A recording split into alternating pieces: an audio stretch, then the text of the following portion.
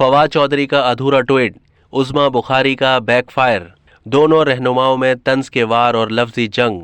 Asia cup के दौरान जहां शायकीन क्रिकेट का सोशल मीडिया पर जोश और जज्बा अपने उरूज पर था, वहीं सियासी मुखालफिन भी मैच की आड़ में एक दूसरे पर तंज के तीर बरसाते रहे।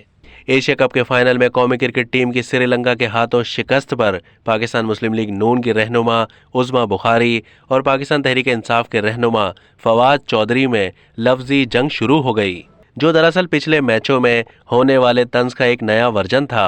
फवाद चौधरी ने सोशल मीडिया पर जारी किए गए बयान में पाकिस्तान की शिकस्त की वजह हुकूमत को करार देते हुए तंजिया लिखा कि एशिया कप के फाइनल में टीम का कसूर नहीं, हुकूमत ही।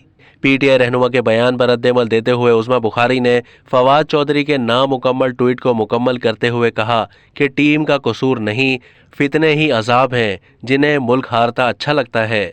ये लोग पाकिस्तान के हारने की दुआएं मांगते हैं, यहाँ श्रीलंका जैसी टीम बनने की दुआ करते हैं। बड़ा शौक है ना मुल्क को श्रीलंका बनाने का। इससे पहले पाक भारत मैच में भी फवाद चौधरी को नून लीग की जानिब से ट्रोल किया गया था। पाकिस्तान तहरीक इंसाफ के रहनुमा फवाद चौधरी का एशिया कप में सबसे पहले भारत से पाकिस्तानी क्रिकेट टीम को शिकस्त पर किया गया ट्वीट भारत से अगले मैच में फतह के बाद बैकफायर हो गया।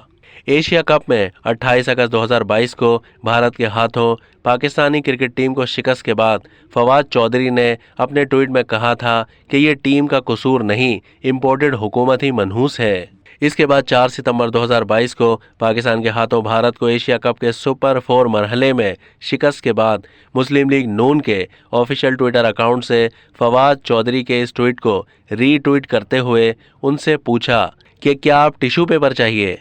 अब तक के लिए इतना ही। मज़ीद मालूमात के लिए डेली जंग के यूट्यूब चैनल को सब्सक्राइब कीजिए।